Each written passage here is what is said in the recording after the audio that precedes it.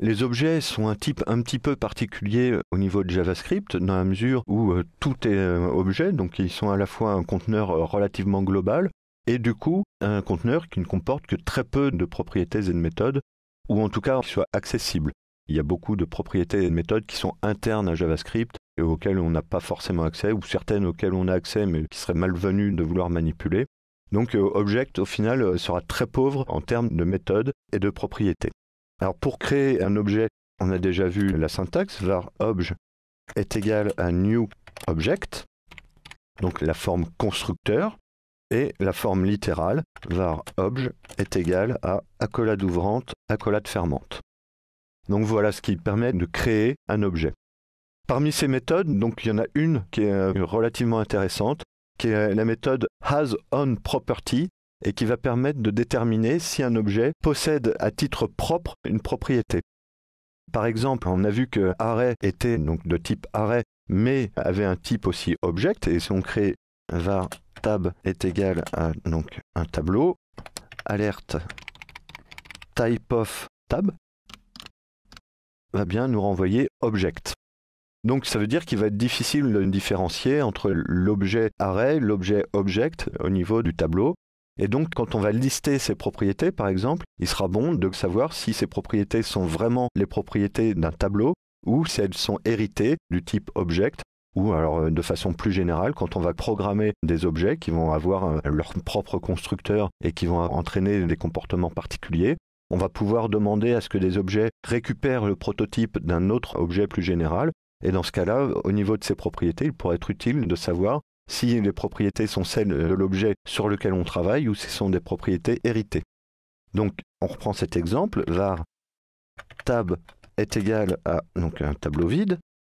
Si je demande un alerte tab.hasOnPropertyLength, par exemple, puis alerte tab.hasOnProperty, qui est la principale méthode en tout cas de l'objet object. Donc on imagine bien que si le code arrive jusque-là, c'est que le type array reconnaît bien la méthode hasOnProperty, mais est-ce qu'elle lui est propre ou est-ce qu'elle est héritée? C'est ce qui va nous intéresser.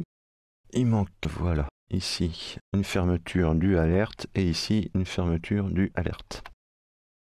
Donc on obtient true pour la propriété length, puisqu'on sait qu'un objet n'a pas de propriété length. En revanche, le tableau en a une, et ça lui vient de son type tableau. En revanche, pour hasOnProperty, l'objet tableau a bien une propriété qui se nomme hasOnProperty, puisqu'on vient de l'appeler.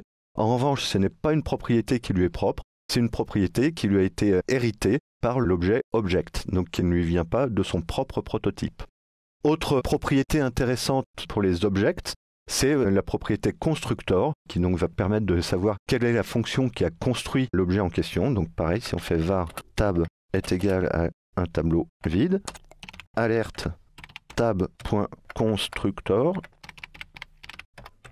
ça va nous donner function array, et on avait déjà vu le native code, donc du code compilé, du code natif de l'interpréteur JavaScript, mais c'est bien une fonction array qui a créé le tableau tab. Donc ici, le constructor, on peut considérer qu'il n'a pas forcément beaucoup d'intérêt, mais encore une fois, ça permettra de récupérer les fonctions constructeurs des objets qu'on va pouvoir créer nous-mêmes. Donc voilà principalement pour les objets tout ce qu'on peut en dire. On verra plus en détail comment on en construit. Une petite précision au niveau du prototype, ça fait plusieurs fois que l'on évoque ce terme de prototype. Donc on a vu que JavaScript était un langage orienté objet par prototype, c'est-à-dire que tout ce qui est héritage, alors encore une fois je m'excuse auprès des puristes de la programmation orientée objet, effectivement on ne va pas pouvoir à proprement parler d'héritage, de classe, etc. Mais bon, l'analogie est à peu près bonne. Le prototype va permettre de déterminer de quelle propriété on a hérité et à partir de quel objet. Donc ce prototype, c'est ce qui va permettre de construire toutes les méthodes et toutes les propriétés d'un objet. Donc on l'a vu via les méthodes natives, mais quand on va créer nos propres objets, on va créer leur propre constructeur et leur propre prototype. Et donc on va pouvoir ajouter des propriétés et des méthodes grâce à la propriété prototype, qui va plus être assimilée du fait à un objet en soi. Et donc on peut aussi bien augmenter les propriétés de différents objets natifs.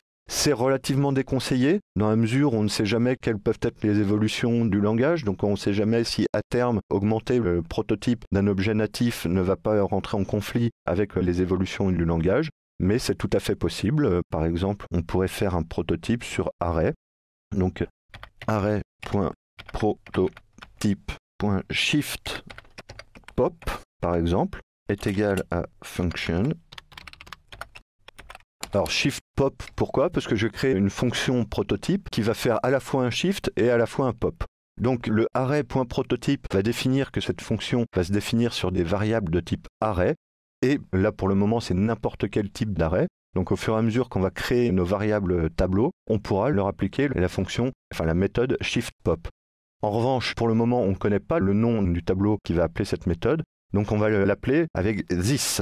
This qui est un mot-clé très important de JavaScript, et qui référence, dans cette fonction prototype, l'objet qui va appeler cette méthode.